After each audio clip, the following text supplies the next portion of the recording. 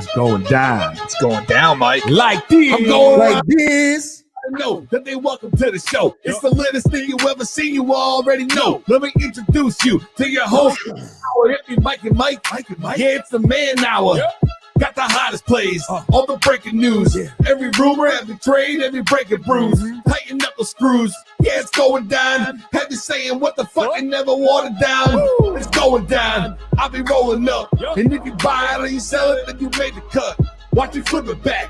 I can double up. I got sriracha for that ass, I'ma burn it up.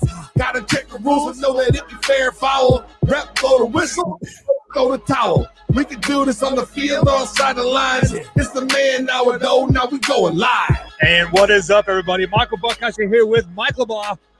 Mike and Mike, man, our live, raw, and uncut sports talk. Mike, we had some more technical difficulties this morning, and I'm an IT guy, and I can't figure shit out.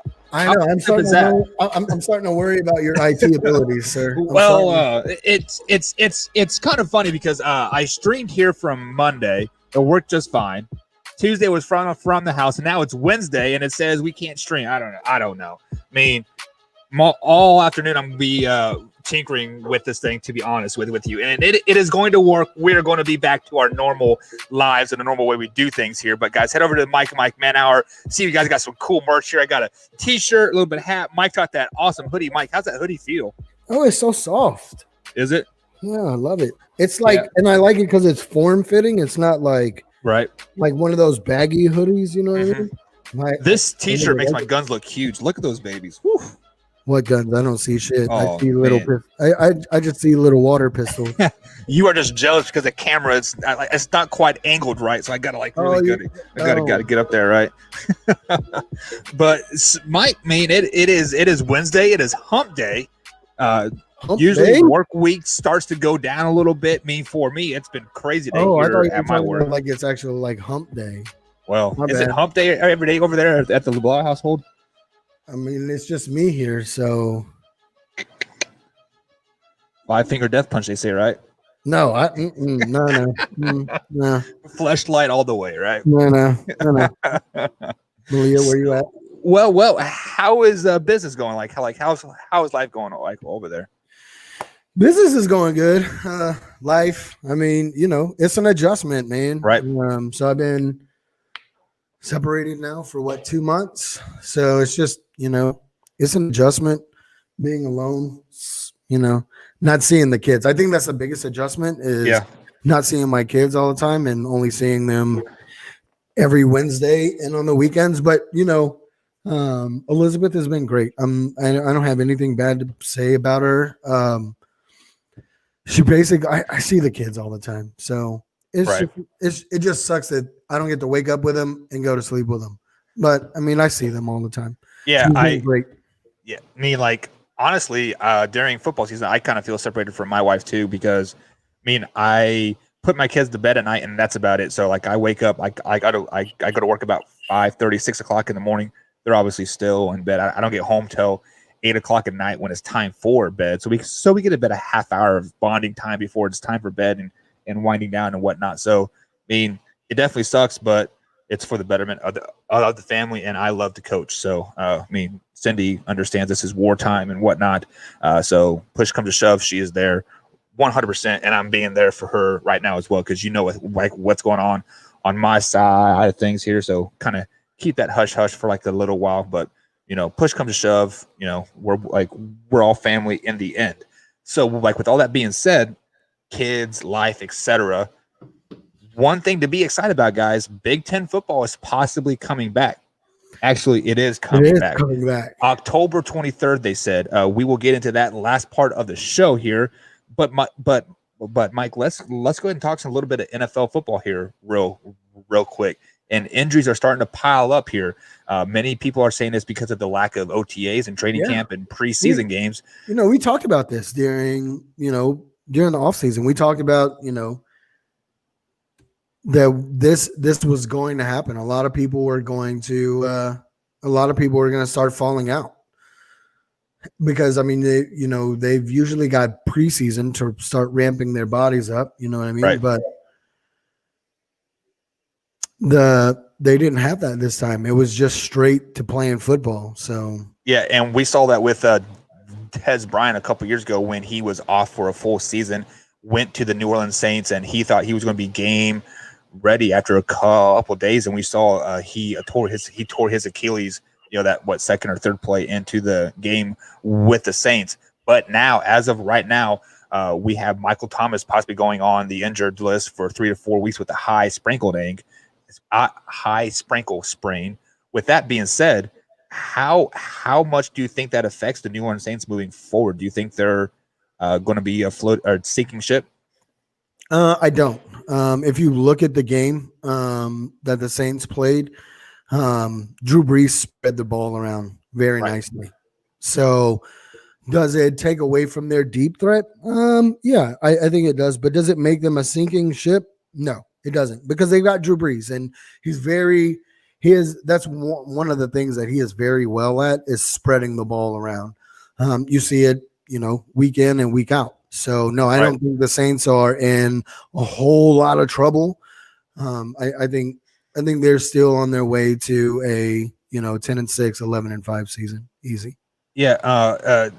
Much of last season when Drew Brees got hurt for those 3 or 4 weeks and Teddy Bridgewater came in and kind of managed the ship, I actually think that made them better in the end. And honestly, this Michael Thomas injury, if he is to miss 3 or 4 weeks, this is going to make the Saints much more improved, much more a better team, because they aren't solely relying on Michael Thomas as that deep ball threat. A receiver is going to have to step up. Alvin Kamara is going to have to step up. Taysom Hill is going to have to step up and really show what the New Orleans Saints are all about. And, let's say he is out for 4 weeks and they go 4-0 during those 4 weeks. Is Michael Thomas really still a top receiver in the NFL or not? That could be a question to be raised. Does Drew Brees make him that good, or what? What are your thoughts on that? Is Michael Thomas that good, or is Drew Brees make him that much better? It's hard to say. I don't know, honestly, because Michael Thomas is a good receiver, but Drew Brees is a damn good quarterback too. And, Drew Brees has made receivers in the past.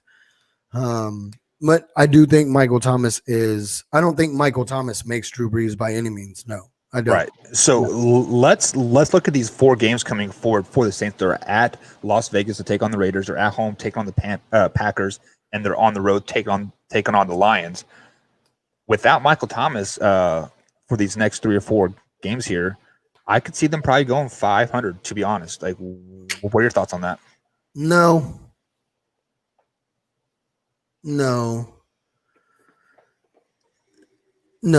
I think the only game that they're going to have a problem with is the Packers. But, granted, there are no fans in the stands, but that is at home. I was kind of worried about that Raiders game, honestly, because they are traveling to Vegas. Granted, I kind of gotta know if Vegas is allowing fans or not. Some stadiums are allowing fans, some fans aren't, or some states aren't. But this is the opening of Las Vegas Stadium, $5 billion stadium or whatever it is. The Raiders are going to be amped to play. If there's crowds in there, the crowd is going to be extra loud, even though they're only at 22% capacity.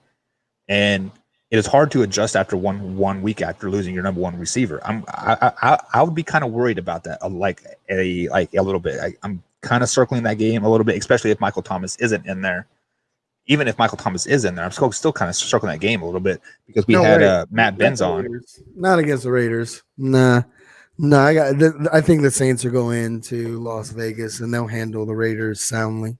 You said it on yesterday's show. Matt Benz had them at basically number 11, kind of tipping their toes in the adult side of the pool there. If they you said it yourself. If the Raiders beat the Saints and the Saints lose to the Raiders, we're having a different conversation about the power. You're right. I did say that. I did say that. If and that's a big if. Let's be honest. Right. It's a big if. If the Raiders beat the Saints, we are having a different conversation. Right? Everybody knows that. But that is a huge if. What factors do the Raiders need to do to beat the Saints? Does everything have to go perfect? Anything have to go wrong for the Saints? They've got to literally win in all 3 phases. That game kind of scares me a little bit. Another big injury that just happened just came across the board. San Francisco 49ers are putting Richard Sherman on IR for the rest of the season. I did not see the injury. It just popped up on my phone right as the show started here. So, I mean, Arizona Cardinals threw all over the San Francisco 49ers. They ran all over the San Francisco 49ers as well. The loss of Richard Sherman, does this kind of raise concern for you for the San Francisco 49ers? Yeah, it really does. I mean, you're losing your number one cornerback. So, and with the Cardinals laying out the blueprint on how to beat the 49ers defense, that's really worrisome if you're a 49ers fan right now. That game film against the Cardinals, I think a lot of teams are going to take and use and scheme off of that. I mean, I can't say it enough. Like, Arizona completely took Bosa out of that game. Yeah, it was pretty ugly. You took the defensive player rookie of the year out of the game completely. So, and now your number one cornerback is now going on IR. Yeah, I mean, you start to have some questions about that 49er defense. Hey, that Super Bowl slump the Super Bowl hangover is looking like it's more and more real. Especially for the NFC teams. For you guys that don't know what the Super Bowl hangover is, every NFC team the last 6 years that have lost the Super Bowl failed to make the playoffs the following year. But this is kind of a slightly tread easy on the thin ice type of thing here. The loss of Richard Sherman may not hurt the San Francisco 49ers as much as people think he is. Yes, he is a very good player. He is a excellent zone cornerback, but he is not a lockdown cornerback anymore. You cannot put him man to man on your best receiver, and he is not going to lock them down. I mean, that is just the way it is. And unfortunately, age has caught up to him, and he had was it Achilles injury or ACL injury just a couple years ago, and so this could be the beginning of the end for Richard Sherman. So all you Richard Sherman fans, you better buy your gear now, because he probably won't be playing for the 49ers next season. Because you see who went down for the Broncos? I did not. Their cornerback Bouye. What does he have? A shoulder injury, and he's likely facing injury. He's likely facing IR. Was it is it some type of tear? That's what I'm looking right now. Because usually those shoulders like a rotator cuff or something. Not surgery after undergoing tests yesterday on a dislocated shoulder, but it's likely they're going to put him on IR though. Yeah, usually for a dislocated shoulder nowadays you are looking at least 3 to 4 weeks being out. We actually had a kid on Friday night dislocate his shoulder, and he is out 3 to 4 weeks as well. Even though they did pop it in there right on the field, it's just a precautionary thing. You need to build the strength back up, and then those tendons and ligaments and stuff like that. Because when you pop it out, it just stretches it out, and it's not a good thing in the end. So with the injuries start to adding up and like whatnot, Mike, and we see people on IR out for the whole season, name one player that a team cannot afford to lose this season and still make, like if they lose this player, they're going to completely be trash. And if they don't lose this player, they're going to be completely good. Like, who are your thoughts on that? Green Bay. Aaron Rodgers. If they lose Aaron Rodgers for the season, Green Bay's out of there. Green Bay, Aaron Rodgers, he hasn't really, there's no superstar wide receivers. There's no Adams. Is Adams top 5 receiver in the league? Is he playing? I thought he opted out. Oh no, that was the other guy. That was the other guy with the weird name. Functions. So yeah, I mean, when you have he's maybe top 5 receiver in the league. But if you lose Aaron Rodgers on that team, that in my opinion, he's the heart of that team. Yeah, I'm going to kind of give you a surprise, maybe a little bit, but I'm going to go with Carson Wentz and the Philadelphia Eagles. I think if Carson Wentz stays healthy all season, the Eagles are probably a 10-6 team. I mean, yes, they did shit the brick against the Washington football team last week, but the Eagles are still a pretty good team, and they're rebuilding type thing. If the Eagles lose Carson Wentz, they're probably a 3 to 4 win team moving forward, because I don't think Jalen Hurts is the answer quite yet for Philly. Also moving forward, if you let's look at the Carolina Panthers. If they lose Teddy Bridgewater, I think the Carolina Panthers are still a pretty bad team as well. So I'm kind of worried about them. Hopefully everybody does come out healthy in the end and whatnot, but only time will tell. Week 2 of the NFL season does start tomorrow. I believe we had the Bengals versus the Browns. We'll break that game down tomorrow with a little bit of fantasy talk as well. Speaking of fantasy, Mike, how did your team do week 1? I forgot to ask you. You pulled out that dub. I'm flexing on you. I don't know who it was. Let's go see so I could call you out. Yes, so I could call you out on air. So the Mike and Mike Man Hour, I played. Oh, damn it. It doesn't tell me week 1. Let's see, but I remember Hangover Gang. Oh, that's Jameson. Jameson. Whoop that ass. I beat him. I think it was like 146, 149 to 125. Ha. Yeah, so looking at the league standings right now, Mike, right now, you are Cowboys Nation sitting in the second place ranking with 149 points last week. I did lose. I scored 122 points last week. Bad Bitches is number 8. Steven's team is number 7. My team is number 6. Jameson's team is number 5. Char Minton's team is number 4. Cindy, my wife, team's number 3. Mike's number 2, and Char Minton's team number 1 is number 1. So, yeah, I mean, hold on, skirt. Hold on, skirt.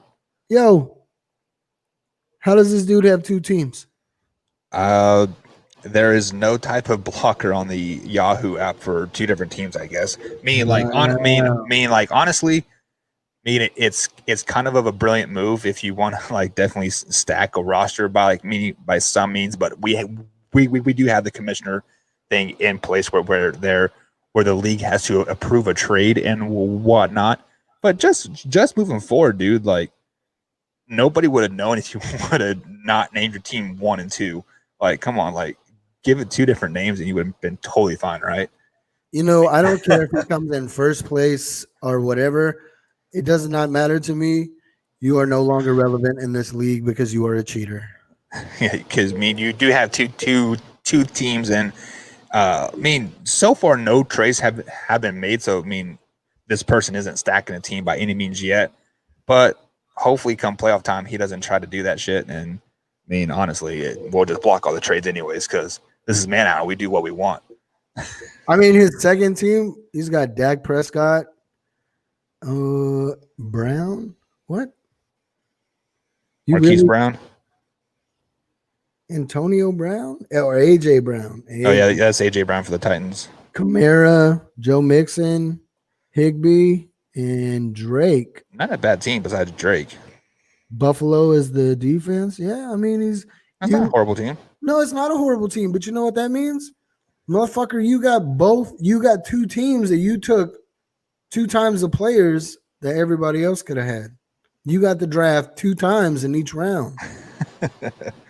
Well, it's actually 4 times, right? Because it's a snake draft, or whatever. Draft, so yeah. But all I know is Cindy's going down this week. Oh, Cindy, I'm sorry. Let me look at Cindy's team, because she was asking about Mac earlier because Mac is out for the season with that Achilles injury. I'm projected 124, and she's only projected 115. Well, right now she has Russell Wilson, Adam Thielen, T.Y. Hilton. She needs to get him out of there. Chubb, Eckler, Henry, and Juju Smith. She has a pretty good lineup there. It's not horrible. It's not. Yeah, I don't have that great. I needed a better quarterback, but well, why don't you propose a trade for her? She has Russell Wilson and Drew Brees. I'll trade her Matt Ryan for Drew Brees. Hey, you know who I got sitting on my bench right now? Who? Aaron Rodgers and Tom Brady. I'll take Aaron Rodgers from you. Who you want? No, I'm sorry. Yeah, I got Aaron Rodgers and Tom Brady both sitting on my bench. Let me pull up your team and see who you got. Where do I go back? Third league. I do have Danny Dimes too. He's trash. He's playing Chicago. He might You be know what? might be a better matchup than Matt Ryan. Your team is playing- trash, dog. What? Yeah, Matt Ryan, Tyreek Hill. I mean, yeah, he Who's does well in real life. His fantasy numbers stuck Who's in second place? for now. Who's in And- second place? It is you for now until Okay. Cindy whoops that ass. Then you're dropping No. down like 7. No, sir. No, sir. Yeah. Hey, Jamie, what is up? I see you popping in there. How is Jamie doing today? Hey, Jamie. She is probably telling Mike, get back to work. She probably is. Mike, we have stuff to do. Get back to work here. So, Mike, let's before we get too carried away in fantasy draft talk, we'll talk more about that tomorrow with Matt McPeak from Kicking or Sticking Fantasy Football Podcast on the All Access Sports Network here. Let's talk a little bit of Big Ten college football. They come out this morning and said we are going to play a season starting the weekend of October 23rd / 24th. It is going to be an 8-game season, 8 weeks. But here are some disclaimers a part of that season here. If a team tests if the team's positivity rate is higher than 5%, that whole team is on 7-day quarantine. So the whole team shut down for 7 days if they have a 5% or higher positivity rate. If you test positive, you are quarantined for 28 days. So over half of the season you are going to miss if you test positive for COVID. And the biggest thing was the 8 games in 8 weeks. First things first, are you excited about Big Ten football coming back? Yes and no. I am excited because now we get to see some of the Big Ten teams play. No, I'm not, because I think the Big Ten conference will find a way to shut it down. I think they're only doing this to appease everybody, saying, look, we tried. Right. It failed. Sorry. So my biggest thing is they shut it down, about a month ago here, because of the fact that they're scared of COVID and there wasn't proper testing and all that stuff.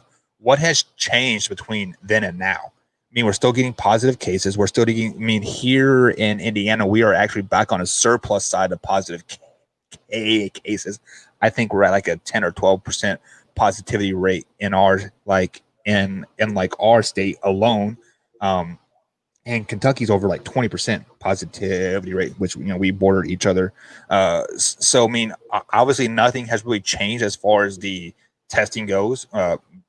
Cool, rapid testing. I get my test back in a week instead of 14 days or whatever it was. In the end, nothing has really changed whatsoever.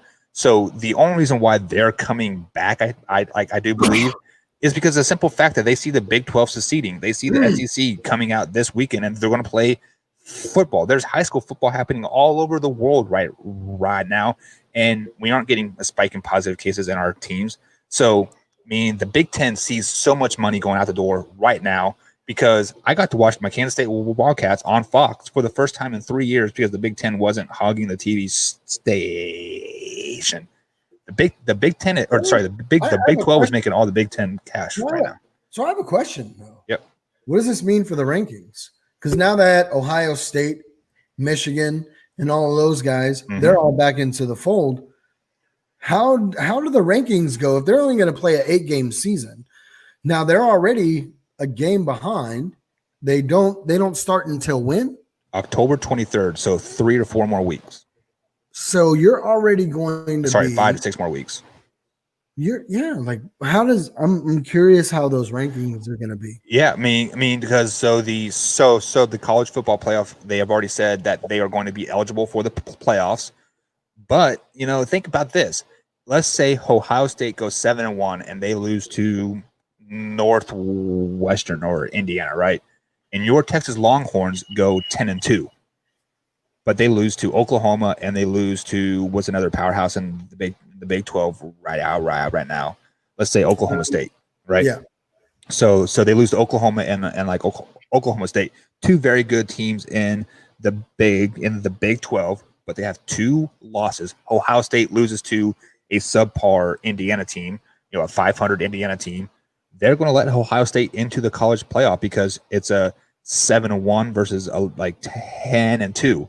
I mean, I think it's kind of bullshit, to be honest, because the Big Ten bias is there, the SEC bias is there. Texas, sorry, Mike, your Longhorns are going to get screwed out of the playoffs. It's simple as that, because they're bound to lose at least one Big 12 game this year. I don't know. I don't know if Texas loses. If Texas beats Oklahoma, I think that's the only really big major roadblock for Texas this year. Right. If they beat Oklahoma, I mean, but even with, let's say Ohio State. Okay. So let's say Ohio State goes undefeated. Right. That's what you're going to say. Goes undefeated. Ohio State gets into the playoffs over Texas. Yeah. How, because Texas doesn't have the game against LSU, and Ohio State would probably play Michigan State, which are both top 25 teams before the season started, and they'll also play Penn State, which I believe they're a top 25 team like as well. So but you Texas played more games. Yeah, but who have they played though? I mean, Texas, El Paso, Kansas State, they got whooped by Arkansas State. I mean, hell, you can play Iowa State, which was ranked 23rd, and they got beat by who'd they get beat by? The Raging Cajuns, right? Who's that? Louisiana Tech or Louisiana State? I can't remember. But either way, I mean, Texas doesn't. I don't think Texas has any top 25 opponents, right? I guess Oklahoma is probably 17th, 18th, if I remember correctly. But this is kind of bogus. I mean, the only reason why the Big Ten is even entertaining the idea of playing is because Ohio State has a legitimate shot at winning the national title, bringing more money to the conference, and don't have to play all these nonsense BS schools anymore. They're just playing 8 games. They're playing all in conference. And, I mean, I think what Jamie just said here is they are going to get shut down. I mean, 5% positivity rate, and you're doing a test every day. I mean, so basically, one kid can get test positive. He tests positive like 2 more times. That is going to push you over that 5% hold there. It's stupid. I mean, I think they set it up for them to get shut down. Set up for failure. Yeah. So the quote leading physicians in this COVID stuff is from Michigan and from Michigan State. For the Big Ten conference and whatnot. What do you think they see that the rest of the world is not seeing? Like the Big 12, the SEC. I mean, I don't get it. I don't. Yeah, Jamie brought up. What about false positives? There's so many false positives. Right. Yeah, there's it actually came out. There was a testing center, I believe it was in Ohio or Pennsylvania, where a majority of the tests are going towards, and they had a 40% false positive rate, meaning that they were tested in the local, their local health department, the state department, and they're sent there. The 2 other ones were tested negative, and this one in Ohio or Pennsylvania was testing positive. So, which was owned by a Democrat, I might add. But if you want to get into that kind of propaganda stuff, so yeah, I'm just worried about all this stuff. So Jamie said it was in Pennsylvania. Thank you for clarifying that. It is absolutely crazy that we are.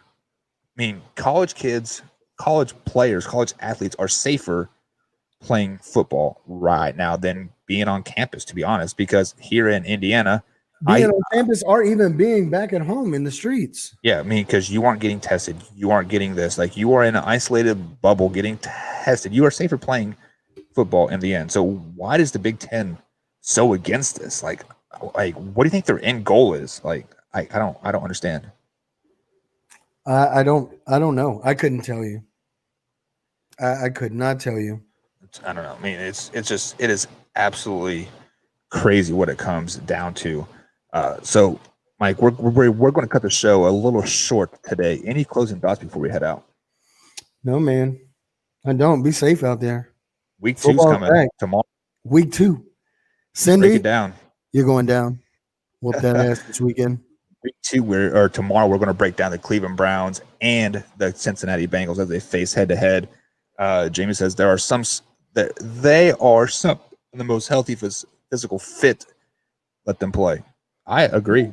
Yeah, I mean, Speaking of which, like I know Jamie's a huge baseball fan.